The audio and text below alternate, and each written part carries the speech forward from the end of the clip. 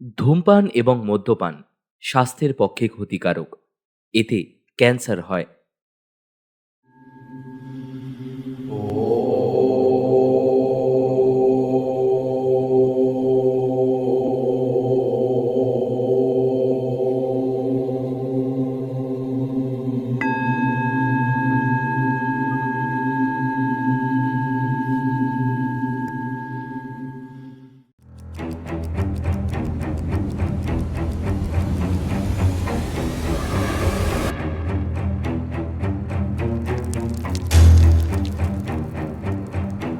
প্রেত লৌকিক অলৌকিক জগতের কল্পকথা।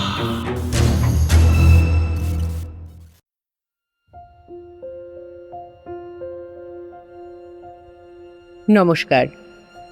প্রেতলৌকিক চ্যানেলের আরও একটি ছোট গল্পের আসরে আমি সুতৃষ্ণা আপনাদের সকলকে স্বাগত জানাই। আজকে আমাদের নিবেদন লেখক ঐশিক মজুমদারের কলমে কাইমেরা। লেখক ঐশিক মজুমদার, জন্ম কলকাতায় 15ই মার্চ 1976। ছোটবেলা কেটেছে উত্তর কলকাতার দমদম অঞ্চলে। পরবর্তীকালে চলে আসা দক্ষিণ কলকাতার বেহালায়, আপাতত সেখানেই থিতু। পেশায় চিকিৎসক, কিশোর বয়স থেকে ফিকশন সাহিত্যে। একটা সময় থেকে ভালো লাগতে থাকে দেশি ও বিদেশি ভৌতিক, অলৌকিক ও কল্পবিজ্ঞানের রচনা। পাঠক থেকে সেই অর্থে লেখকে উত্তরণ 2019 সালের মাঝামাঝি। এই সময় থেকেই বিভিন্ন ফেসবুক সাহিত্য গোষ্ঠীতে যুক্ত হওয়া। প্রথমে শখ করে লেখা, পরে বিভিন্ন বিচিত্র ইভেন্টে আকৃষ্ট হয়ে যোগদান। অনেক ক্ষেত্রেই স্বীকৃতি ও পুরস্কার। প্রকাশিত বিখ্যাত বইগুলি হল ভীরুদের জন্য নয়, এক বই শিহরণ, 12 ভূতের গপ্প, আরও 12 ভূতের গপ্প, আবারও 12 ভূতের গপ্প এবং 12 রোমাঞ্চ। বর্তমান গল্পটি নেওয়া হয়েছে বিভা প্রকাশনী থেকে প্রকাশিত 12 রোমাঞ্চ বইটি থেকে। আমাদের তরফ থেকে লেখককে অসংখ্য ধন্যবাদ তার এই অসাধারণ কাহিনীটিকে আমাদের কাছে তুলে ধরার জন্য। শুনতে থাকুন কাইমেরা।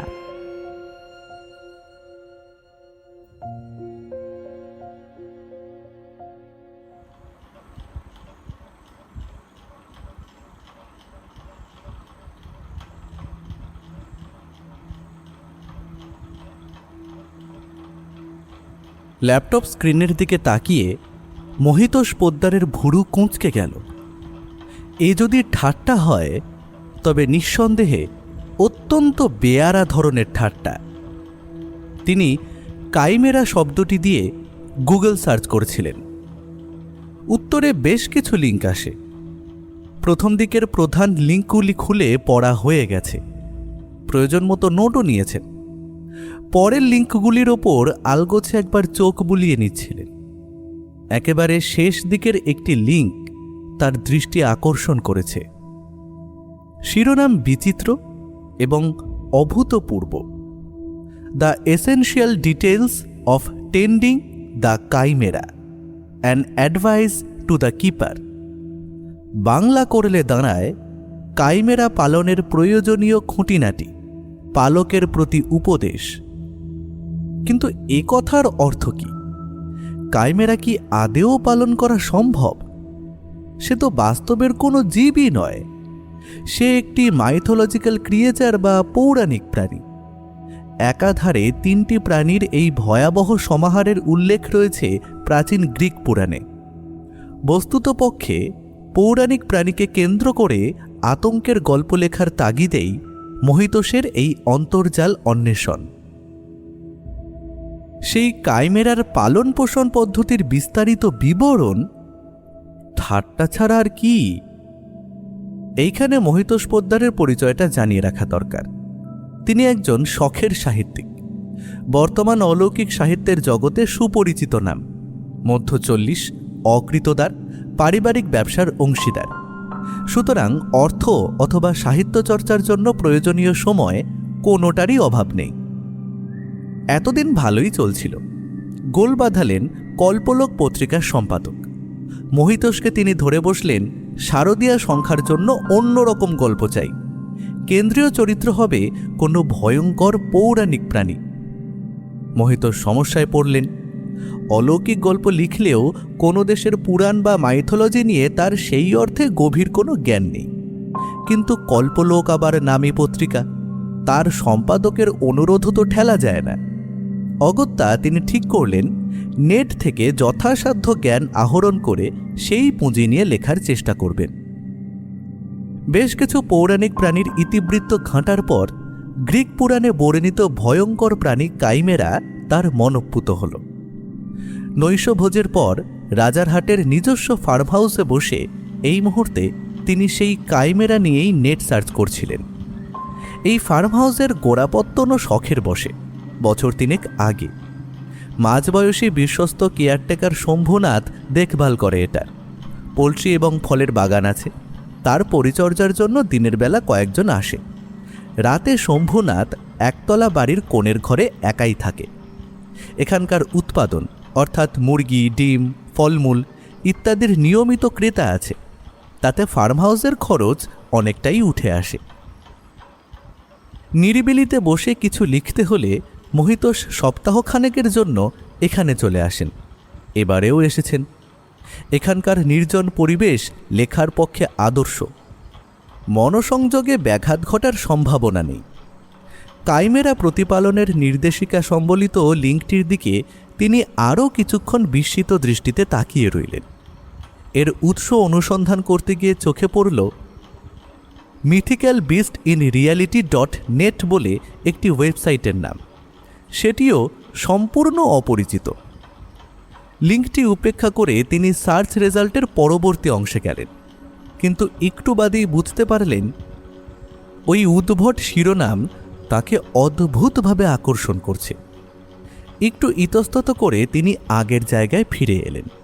তারপর নিছক কৌতূহলের বশেই সেই লিঙ্কে ক্লিক করলেন। পত্রপাঠ একটা পেজ খুলে গেল। তার মাঝ বরাবর পুরনো দিনের বাহারি ইংরেজি হরফে মাত্র কয়েকটি লাইন লেখা। Statutory warning, the keeper must always wear. বিধিসম্মত সতর্কীকরণ, পালককে সর্বদা লৌহ নির্মিত বর্ম পরে থাকতে হবে। পরতে হবে উপযুক্ত মুখাবরণযুক্ত শিরস্ত্রাণ। বেশ কিছুক্ষণ এই সাবধানবাণীর দিকে হাঁ করে তাকিয়ে থাকার পর মহিতোষের মুখে শ্লেষের হাসি ফুটল। যে বা যারাই এই রসিকতা করে থাকুক না কেন, বিষয়টিকে বাস্তবায়ন করতে তাদের চেষ্টার ত্রুটি নেই। কাইমেরার মতো ভয়ঙ্কর এবং হিংস্র প্রাণীর কাছাকাছি যেতে হলে বর্ম পরতে হবে বই কি। তবে বিস্ময়ের আরও বাকি ছিল। পাতার নিচের দিকে ছোট বাক্সে লেখা নেক্সট ক্লিক করতেই পরবর্তী পাতা খুলল। এটি ইন্ডেক্স অর্থাৎ সূচিপত্র। এই পাতার প্রত্যেকটি কথা আজগুবি, কিন্তু সেগুলি একটি সুনির্দিষ্ট ক্রমিক বিন্যাসে সাজানো হয়েছে, সম্ভবত বিশ্বাসযোগ্য করে তোলার প্রয়াসেই। বিষয়সূচির বঙ্গানুবাদ করলে দাঁড়াবে এরকম: 1. কাইমেরা কে অথবা কি। 2. কাইমেরা একটি সংক্ষিপ্ত ইতিহাস। 3. কাইমেরা স্বাভাবিক বাসস্থান এবং তা গড়ে তোলার পদ্ধতি। 4. কাইমেরা খাদ্যাভ্যাস এবং সেই খাদ্য সরবরাহের উপায়। 5. কাইমেরা পালনের উপযোগিতা। 6. কাইমেরা। মহিতোষের মাথা ঝিমঝিম করছিল। সূচিপত্রের নিচের কোণে নেক্সট লেখা বাটন কোনো মতে ক্লিক করে তিনি প্রথম অধ্যায়ে ঢুকলেন। এই অধ্যায়ের শিরোনাম কাইমেরা কে অথবা কি। এখানে যা লেখা রয়েছে সেটুকু অবশ্য অন্য সূত্রে তার ইতিমধ্যেই পড়া। গ্রিক পুরাণ অনুসারে কাইমেরা হল 3টি প্রাণীর সংকর। তার দেহের অগ্রভাগ সিংহের, কেশর সম্বলিত মাথা, সিংহের মতোই শক্তিশালী 2 থাবা। দেহের পশ্চাৎ ভাগ ড্রাগনের, লাঙল নয়, সেখানে রয়েছে দীর্ঘ গ্রীবাযুক্ত একটি সরীসৃপ মস্তক। দেহের মধ্যভাগ আরও বিস্ময়কর, পিঠের ওপর আস্ত একটি ছাগমুণ্ড। সেটিও কিন্তু আদেও নিরীহ নয়। শত্রুর উদ্দেশ্যে কাইমেরা সেই মুখ থেকে নিঃশ্বাসের সাথে আগুনের হলকা ছুঁড়তে পারে। এরপরে বিশেষভাবে মনে করিয়ে দেওয়া হয়েছে সিংহের কেশর থাকলেও কাইমেরা আসলে পুরুষ নয়, স্ত্রী। স্বভাবতই সে গোপনীয়তা পছন্দ করে। ব্যক্তিগত পরিসরে একমাত্র পালক ছাড়া অন্য কারুর অনুপ্রবেশ সে কোনো মতেই বরদাস্ত করবে না। কাইমেরার এই নারীসুলভ চারিত্রিক বৈশিষ্ট্যের কথা মহিতোষের জানা ছিল না। কিছুক্ষণ হাঁ করে থেকে তিনি পাতার নিচের দিকে তাকালেন। না, আর কিছু নেই। কাইমেরার বিবরণ এই পর্যন্তই। তবে অধ্যায়ের শেষে একটি প্রশ্ন রাখা হয়েছে। কাইমেরা সংক্রান্ত উপরোক্ত তথ্যাবলী কি আপনি মন থেকে বিশ্বাস করছেন? প্রশ্নের নিচে ইয়েস এবং নো দুটি বাটন আছে, তারও নিচে নেক্সট। মহিতোষ নেক্সট ক্লিক করে পরের পাতায় যেতে চাইলেন, কিন্তু কোনো লাভ হলো না। বরং ল্যাপটপের স্ক্রিনে একটি বিজ্ঞপ্তি ভেসে উঠল। পরবর্তী অংশে যাওয়ার জন্য ওপরের প্রশ্নের উত্তর দেওয়া বাধ্যতামূলক। একটু অবাক হলেও তিনি দ্রুত ভেবে নিলেন, কাইমেরায় বিশ্বাস করেন না বললে লিঙ্ক বন্ধ হয়ে যাওয়ার সম্ভাবনা, সুতরাং বিশ্বাস করেন বলাই শ্রেয়। ইয়েস ক্লিক করতেই পরবর্তী পাতা খুলে গেল, কাইমেরার ইতিবৃত্ত। এই পাতারও অধিকাংশ তথ্য ইতিমধ্যেই জানা। দানব টাইফানের ঔরসে দানবী একিডনার গর্ভে কাইমেরার জন্ম। তার সহোদর সহোদরী লার্নিয়ান হাইড্রা এবং নরকের 3 মাথা বিশিষ্ট কুকুর সার্বেরাস। রাজা অ্যামিসোডোরাস রাজ্যের সীমানা রক্ষার উদ্দেশ্যে এই বিচিত্র ভয়ঙ্কর জীবটিকে প্রতিপালন করেন। এশিয়া মাইনর ভূখণ্ডের লিসিয়া অঞ্চল এর ভয়ে থরহরি কম্পমান ছিল। অবশেষে বীর বেলারোফোন পক্ষীরাজ ঘোড়া পেগেসাসের সওয়ার হয়ে আকাশপথের আক্রমণে কাইমেরাকে হত্যা করেন, যদিও অলৌকিক প্রাণীটির আত্মা অবিনশ্বর। অধ্যায়ের শেষে আবার জানতে চাওয়া হয়েছে পাঠক এই ইতিহাস বিশ্বাস করেছেন কিনা।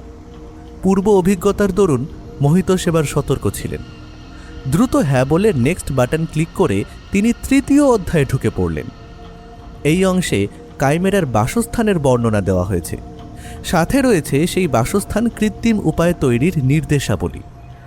বঙ্গানুবাদ এরকম: লিসিয়া অঞ্চলের তাপমাত্রা ছিল নাতিশীতোষ্ণ, সুতরাং পালককে প্রথমেই সেরকম পরিবেশ সুনিশ্চিত করতে হবে।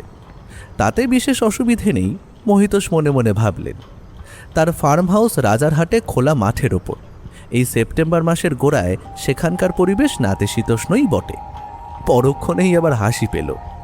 এই নিবন্ধ তাকে এতটাই আকৃষ্ট করেছে যে তিনি একে সত্যি সত্যিই গুরুত্ব দেওয়া শুরু করেছেন।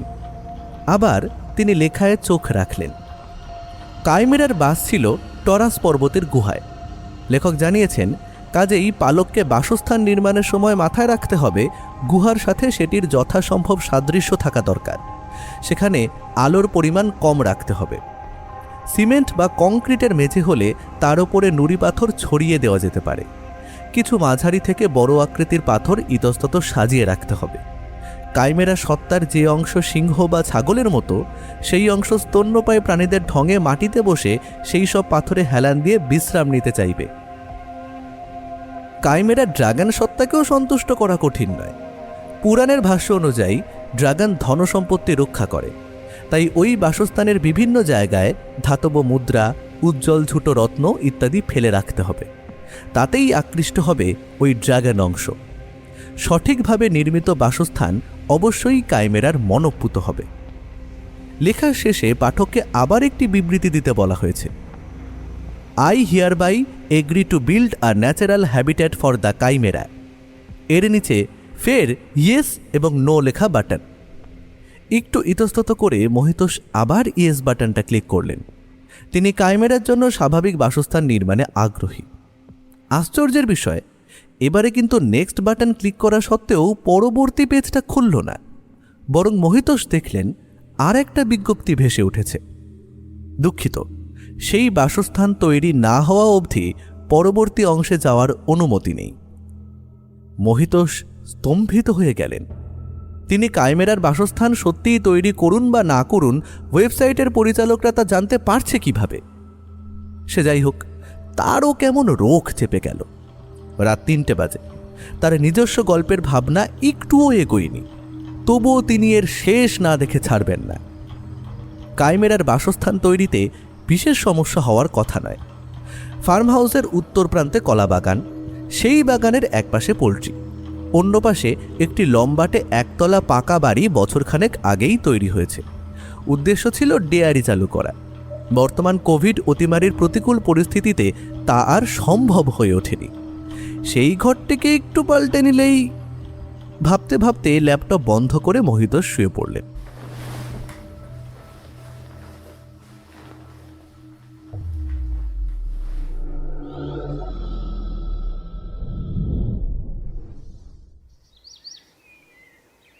পরদিন সকালে চা খেয়ে শম্ভুনাথকে নিয়ে তিনি সরেজমিন তদন্তে বেরোলেন। ডেয়ারি ঘর ঘুরে দেখে সন্তুষ্ট হয়ে শম্ভুনাথকে বললেন, এই ঘরে একটা 0 পাওয়ারের বাল্ব লাগিয়ে দাও, অন্য কোনো আলোর দরকার নেই। আর একটু ইতস্তত করে তিনি যোগ করলেন, তোমার কোনো বিল্ডার চেনা জানা আছে কি? ভাবছিলাম এই ঘরের মেঝেটা পাথর আর নুড়ি দিয়ে সাজাবো। আগে পাথর আর নুড়ি? শম্ভুনাথের গলায় অকৃত্রিম বিস্ময়। সে দিয়ে কি হবে স্যার? ক্যাকটাস হাউস বানাবো। মহিতোষ অম্লান বদনে মিথ্যে কথা বললেন। বড়লোক মালিকের নতুন খেয়াল ভেবে শম্ভুনাথ আর দ্বিরুক্তি করল না। কিছুক্ষণের মধ্যেই সে স্থানীয় এক বিল্ডারের ফোন নাম্বার জোগাড় করে আনল। দুপুরবেলা বিল্ডারের লোকজন ফরমাস মতো পাথর আর নুড়ি নিয়ে ফার্ম হাউসে এলো।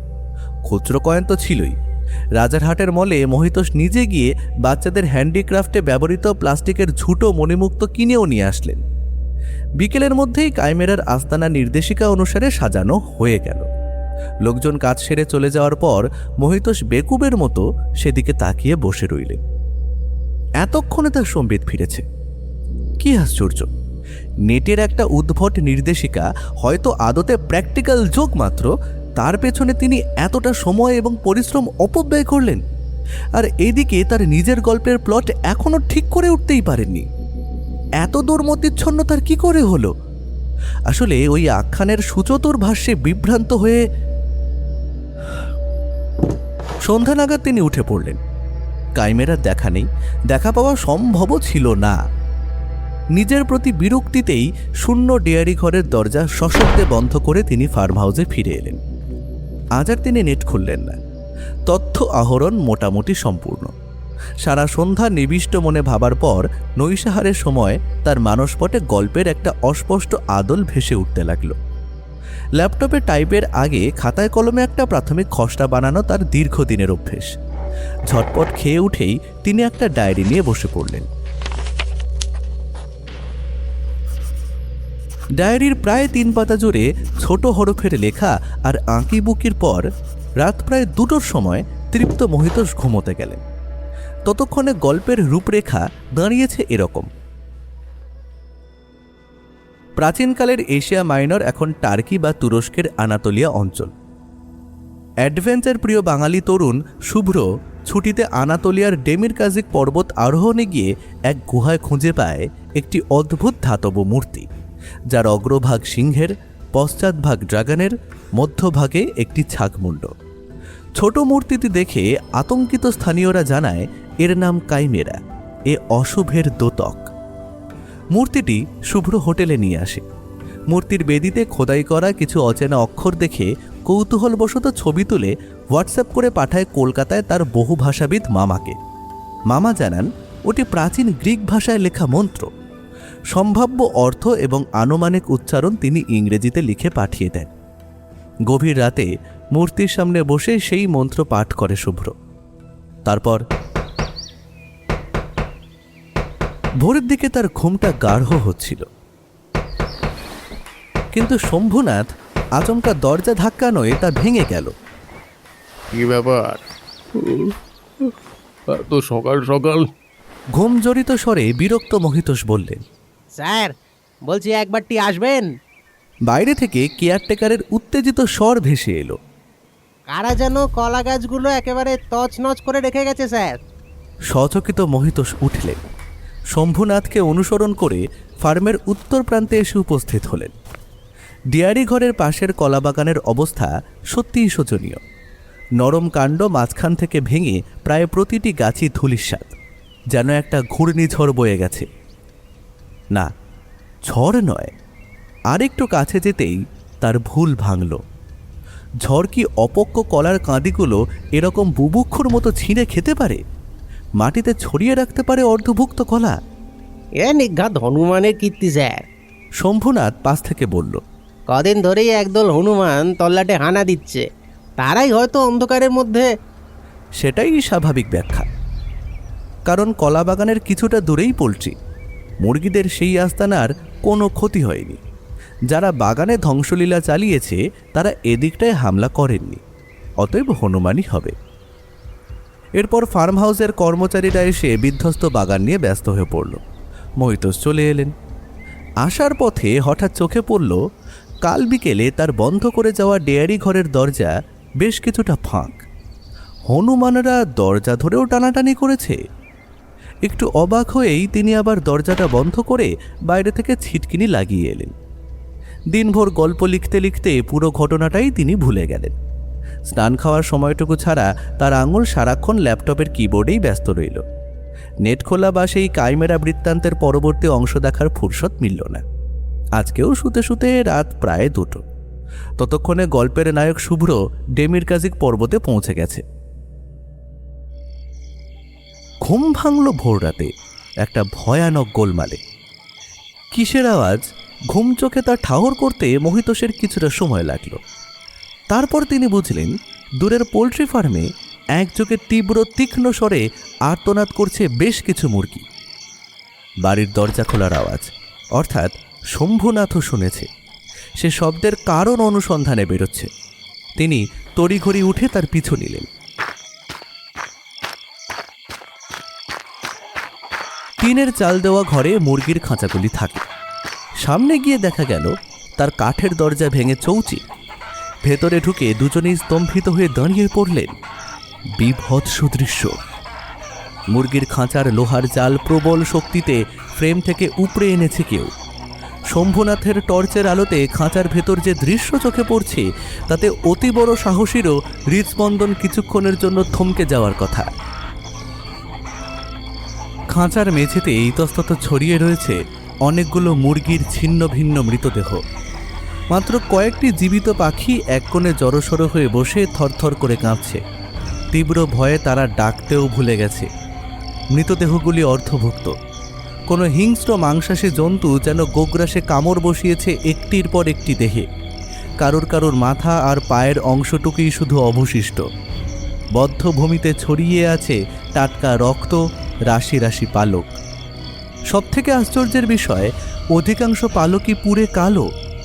পোলট্রির ভেতরে কাঁচা মাংস আর রক্তের ঘ্রাণের সাথে সুস্পষ্টভাবেই মিশে আছে দহনের কটু গন্ধ। এ তো হনুমান নয় স্যার। রুদ্ধশ্বাসে বলল শম্ভুনাথ। আগুন যখন লাগিয়েছে নিশ্চয়ই বদমাশ লোকের কাজ। এর সঙ্গে হয়তো কুকুর টুকুর ছিল, ও তারাই মুরগিগুলোকে ছিঁড়ে খেয়েছে। মহিতোষ এই ব্যাখ্যায় পুরোপুরি সন্তুষ্ট হতে পারলেন না। কুকুর হোক বা মানুষ, আততায়ীরা এই অল্প সময়ের মধ্যে গেল কোথায়? থানায় ফোন করা হলো। দিনের আলো ফোটার পর রাজারহাট গোপালপুর থানার পুলিশ এলো। পরিস্থিতি দেখে তারাও হতভম্ব।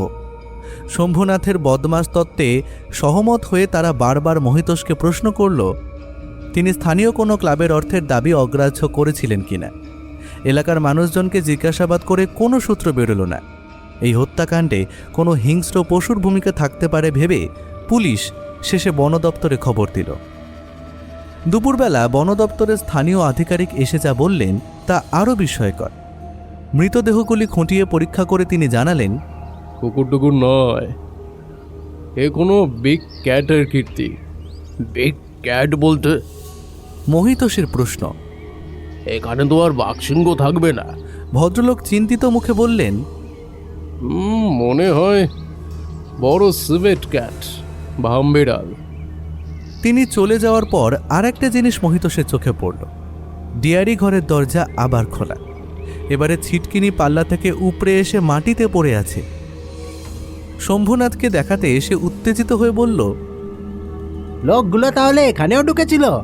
ঘরে ঢুকে অবশ্য কোনো পরিবর্তন চোখে পড়ল না। নুড়িগুলো কি কিছুটা স্থানচ্যুত? হতেও পারে, আবার দরজা ভেজিয়ে বেরিয়ে আসার সময় একটা কথা ভেবে মহিতোষের বুকটা হঠাৎ ছ্যাঁত করে উঠল।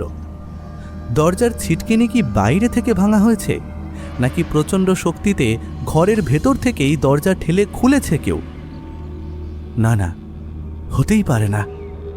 ঘর শূন্য দেখেই দৌড়ে ছিটকিনি দিয়েছিলেন তিনি।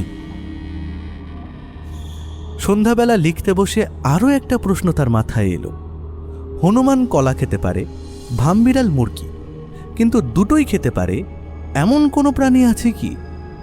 এমন প্রাণী যা মানুষের মতোই যুগপৎ আমিষাশী ও নিরামিষাশী। তার মন বলছিল তার অতি পরিচিত কোনো একটা জায়গায় এই রহস্য সমাধানের সূত্র লুকিয়ে আছে, কিন্তু কিছুতেই মনে পড়ছিল না সেটা কোথায়। লেখায় মনোনিবেশ করতে না পেরে একসময় তিনি হতাশ হয়ে হাল ছেড়ে দিলেন। ল্যাপটপটা বন্ধ করতে যাবেন, হঠাৎ বিদ্যুৎ চমকের মতো মনে পড়ে গেল কাঙ্ক্ষিত সূত্র রয়েছে নেটের সেই নিবন্ধেই। মহিতোষ দ্রুত নেটে ঢুকতেই শেষবারে খোলা পাতাটি বেরিয়ে এলো, কাইমেরার বাসস্থান তৈরির নির্দেশিকা। আশ্চর্য, এখন নেক্সট বাটন ক্লিক করতেই বিনা বাধায় পরবর্তী পেজ খুলে গেল। এই তো কাইমেরা, খাদ্যাভ্যাস এবং সেই খাদ্য সরবরাহের উপায়। শিহরিত মহিতোষ রুদ্ধশ্বাসে পড়তে লাগলেন। 3টি প্রাণীর সমন্বয় হওয়ায় কাইমেরা সর্বভোগ। ছাগমুণ্ড নিরামিষাশী, তার পছন্দ উদ্ভিজ্জ আহার। সিংহমস্তক এবং সরীসৃপ মাথা আমিষভোজী, তারা প্রাণী শিকারে পারঙ্গম। ছাগমুণ্ড নিঃসৃত আগুন সেই শিকারে সহায়তা করে, সুতরাং তার খাদ্য সরবরাহ আদৌ কঠিন নয়। বাসস্থানের কাছাকাছি উপযুক্ত পরিমাণে উদ্ভিদ ও প্রাণী থাকলেই যথেষ্ট। সামনে যা পাবে কাইমেরা নির্বিচারে তাই খাবে। মহিতোষ স্তব্ধ হয়ে বসে রইলেন, তার চিন্তাভাবনা গুলিয়ে যাচ্ছিল। তাহলে কি সত্যিই তার তৈরি বাসস্থান কাইমেরার মনোপুত হয়েছে? গত দুরাত সে সেখানে এসে আশ্রয় নিয়েছে। ক্ষুণ্ণিবৃত্তির তাগিদে প্রথম রাতে কলা বাগান ধ্বংস করেছে এবং দ্বিতীয় রাতে তার লক্ষ্য হয়েছে পোলট্রি। না না, এ অসম্ভব। স্যার, আপনার খাবারটা। শম্ভুনাথের ডাকে মহিতোষ সম্বিত ফিরে পেলেন। বিস্মিত হয়ে বললেন, এত তাড়াতাড়ি?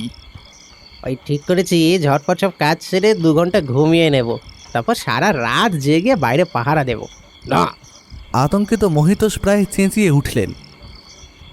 শম্ভুনাথ অবাক হয়ে তাকাতেই নিজের ভিত্তিহীন ভয়ের জন্য তিনি লজ্জিত হলেন। আমতা আমতা করে বললেন, না মানে যদি ওরা অনেকে থাকে তাহলে? চিন্তা নেই স্যার, আমি লড়াই করতে যাব না। শম্ভুনাথ হাসল। কোথাও লুকিয়ে বসে নজর রাখবো, তেমন কিছু দেখলে মোবাইল থেকে থানায় ফোন করব, সাথে আপনাকেও। এই পরিকল্পনা অনুযায়ী সত্যি সে রাত 12:30টায় বাড়ির বাইরে বেরিয়ে গেল। তারপরে তার আর কোনো সারা শব্দ পাওয়া গেল না। উৎকণ্ঠিত মহিতোষের ঘুম আসছিল না। উত্তেজনা প্রশমনের জন্য তিনি ল্যাপটপ খুলে কাইমেরা কাহিনীর শেষাংশ বার করলেন। খাদ্যাভ্যাসের পাতার নিচের নেক্সট বাটন ক্লিক করতেই পরবর্তী পাতা খুলল। শিরোনাম, কাইমেরা পালনের উপযোগিতা। কাইমেরা পালনের উপযোগিতা দ্বিবিধ। প্রথমত, নিরাপত্তারক্ষী হিসেবে সে অতুলনীয়। একমাত্র পালক ছাড়া অন্য সবাইকে সে শত্রু মনে করে এবং তাদের সংহারে দ্বিধা করে না। দ্বিতীয়ত, কাইমেরার সাথে সুন্দর সময় কাটানো সম্ভব। সে জানে কে তার পালক। পালকের প্রতি তার ব্যবহার সর্বদাই বাৎসল্যপূর্ণ। বিধিসম্মত সতর্কতা অবলম্বন করে পালক কাইমেরার সাথে খেলাধুলাও করতে পারেন। একটা রক্ত জল করা আর্তনাদ শুনে মহিতোষ লাফিয়ে উঠলেন। শম্ভুনাথের গলা এসেছে ডেয়ারি ঘরের দিক থেকে। মাত্র একবার, তারপর শ্মশানের স্তব্ধতা। মহিতোষ ঊর্ধ্বশ্বাসে বেরিয়ে এসে দিকে ছুটলেন। তিনি এক লহমায় বুঝতে পেরেছেন কি হয়েছে। হতভাগ্য শম্ভুনাথ আত্মগোপনের জন্য বেছে নিয়েছে ওই ডেয়ারি ঘর, আর সেখানে যে রয়েছে এই নির্দেশিকা নির্ভুল হলে তাকে শান্ত করতে পারেন একমাত্র মহিতোষ পোদ্দার। তাড়াহুড়োর টর্চটা ফেলে এসেছেন, তাই ডেয়ারি ঘরের দরজা ঠেলে ঢুকে প্রথমে তিনি কিছুই দেখতে পাচ্ছিলেন না। তারপর জিরো পাওয়ারের আলোয় ধীরে ধীরে চোখ সয়ে এলো। ওই যে শম্ভুনাথ মেঝের ওপরে মুখ গুঁজে পড়ে আছে। শম্ভুনাথ না বলে তার ভুক্তাবশিষ্ট বলাই ভালো। ডান হাতটা কাঁধের একাংশ সহ অদৃশ্য হয়েছে, উধাও ডান পায়ের অনেকটাই। দেহ নিঃসৃত কালচে তরলে ভিজছে মেঝের নুড়ি পাথর। মাথার চুলে এখনো ধিকি ধিকি আগুন, বাতাসে দগ্ধ সালফারের ঘ্রাণ। আর ওই যে কাইমেরা, প্রায় এক মানুষ উঁচু প্রকাণ্ড দেহের 3টি মাথা একযোগে মহিতোষের দিকে তাকিয়ে, কেশরে আবৃত সুবিশাল সিংহমস্তকের দুচোখে জ্বলন্ত ক্রোধ। শৃঙ্গ বিশিষ্ট ছাগমুণ্ডের দৃষ্টিতে শীতল ক্রূরহতা, আন্দোলিত লাঙুলের শেষ প্রান্তে সরীসৃপ মাথার ক্ষুদ্র দুচোখে তীব্র ঘৃণা। দেখতে দেখতেই কিন্তু প্রশমিত হয়ে এলো সিংহ চোখের রোষ, ছাগচক্ষুর কুটিলতা, সরীসৃপ নেত্রের দেশ। তারপর সেই বিভীষিকা পোষা কুকুরের মতোই পায়ে পায়ে এগিয়ে এলো তার দিকে। কাইমেরা তার পালককে চিনতে পেরেছে। চরম আতঙ্কের মধ্যেও উপলব্ধি করলেন মহিতোষ। পরক্ষণেই তিনি নিজের ভুল বুঝতে পারলেন। অমার্জনীয় কিন্তু মারাত্মক ভুল। নিবন্ধের শুরুতেই যে বিধিসম্মত সতর্কীকরণ ছিল তা তিনি অমান্য করেছেন। সিংহ স্নেহ ভরে তার কাঁধে থাবা রেখেছে, নখের আঘাতে দীর্ণ হচ্ছে তার ত্বক। পরম আশ্লেষে তার দেহ বেষ্টন করেছে সরীসৃপ, তার চাপে রুদ্ধ হয়ে আসছে শ্বাস। চোখের ঠিক সামনে ঈষৎ ব্যতীত ছাগমুণ্ডের মুখগহ্বর থেকে উঠে আসছে আগুনের শিখা। কাইমেরার বিচারে হয়তো তা সংহারক উত্তাপ নয়, বাৎসল্যের উষ্ণতা মাত্র। তবুও তা আগুন, এবং তার শরীরে নেই লৌহ নির্মিত বর্ম, মাথায় নেই উপযুক্ত মুখাবরণযুক্ত শিরস্ত্রাণ। ছেদন, পেষণ ও দহনের সম্মিলিত তীব্র যন্ত্রণায় মহিতোষ পোদ্দার অন্তিমবারের মতো আর্তনাদ করে উঠতে চাইলেন, কিন্তু পারলেন না।